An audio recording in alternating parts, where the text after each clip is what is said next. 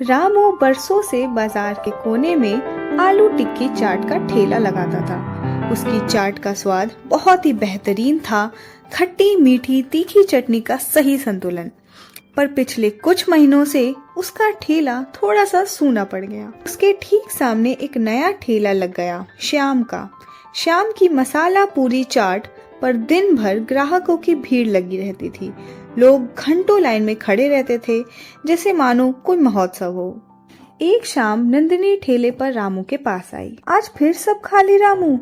श्याम के पास तो पैर रखने की जगह नहीं है। क्या करूं समझ नहीं आता। तुम्हारी चाट का स्वाद तो कहीं बेहतर है। स्वाद नहीं नंदिनी, खुशबू का जादू है। श्याम की चाट की खुशबू बाजार के उस कोने तक जाती है।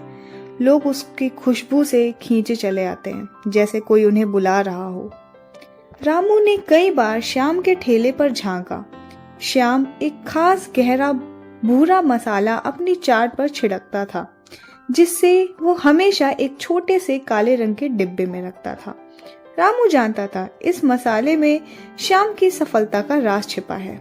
एक रात रामू ने हिम्मत की। जब बाजार बंद हो गया और श्याम अपना ठेला समेट रहा था, रामू ने पास जाकर पूछा, भाई श्याम, तुम्हारी चाट वाकई जबरदस्त है, पर सच सच बताओ, तुम्हारी इस मसाला पूरी में ऐसा क्या है जो लोगों को दीवाना बना देता है? मेहनत है रामू भाई, और हाँ, एक पुरानी पारिवारिक विधि है।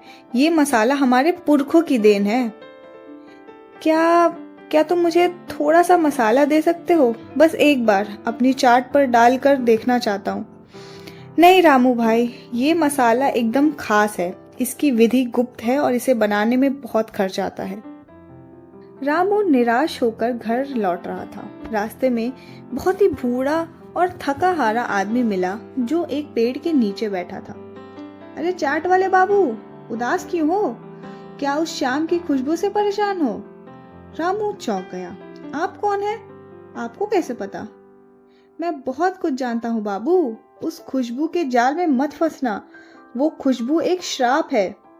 श्राप? क्या कह रहे हैं? श्याम का मसाला कोई साधारण मसाला नहीं है। वो एक जड़ी बूटी से बनता है जो लोगों को मनमोहित कर देती है। लोग उसकी खुशबू से खींचे चले आते हैं, लेकिन जो भी उसका चाट लगातार खाता है, उसकी भूख धीरे धीरे खत्म हो जाती है। रामू को यकीन नहीं हुआ, लेकिन बूढ़े आदमी की बात उसके मन में बैठ गई। अगले दिन रामू ने बूढ़े आदमी की बात पर ध्यान देना शुरू किया। उसने देखा कि श्याम के ग्राहक चाट खाते जरूर हैं, लेकिन वे जल्दी जल्दी खाते हैं और खाने के बाद उनके चेहरे पर एक अजीब सी असंतोष की भावना होती है। वे खत्म करते ही तुरंत वहां से चले जाते हैं, जैसे उनका पेट नहीं भरा हो। शाम को रामू ने एक ग्राहक से पूछ ही लिया, भाई साहब, आप रोज श्याम की चाट खाते हैं? क्या ये वाकई इतनी अच्छी है? पता नहीं भाई, जब मैं यहाँ खाता हूँ तो मुझे बस ये चाट खाने का मन करने लग जाता है, पर खाने के बाद ऐसा लगता है जैसे पेट ही ना भरा हो। रामू को अब यकीन हो गया कि श्याम केवल चाट नहीं बेच रहा, बल्कि लोगों की भूख को कमजोर कर रहा है, ताकि वो हर बार उसकी चाट खाने आए। अगली सुबह रामू ने पुलिस को बुलाने की बजाय एक अलग योजना बनाई। वे बाजार के बीचों बीच खड़ा हुआ।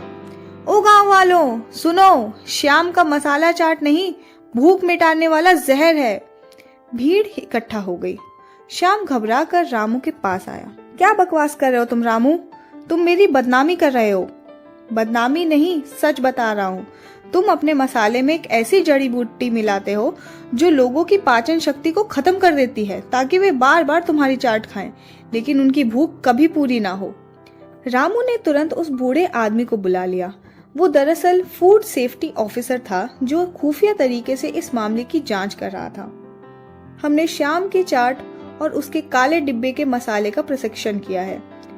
इसमें एक ऐसी जड़ी बूटी मिली है जो वास्तव में ग्राहकों की भूख का नियंत्रित करती है। ये अवैध है और स्वास्थ्य के लिए काफी हानिकारक है। श्याम का चेहरा सफेद पड़ गया। पुलिस ने उसे तुरंत गिरफ्तार किया। अगले दिन रामू के ठेले पर फिर से लोगों की लाइन लग रही थी। इस बार वे खुशी खुशी चाट खा रहे थे और उनका पेट भी भर रहा था, और उनके चेहरे पर एक संतोष की मुस्कान भी थी। रामू मुस्कुराया। उसने समझा कि मेहनत और सच्चाई का किसी भी जादुई खुशबू से कोई लेना देना नहीं।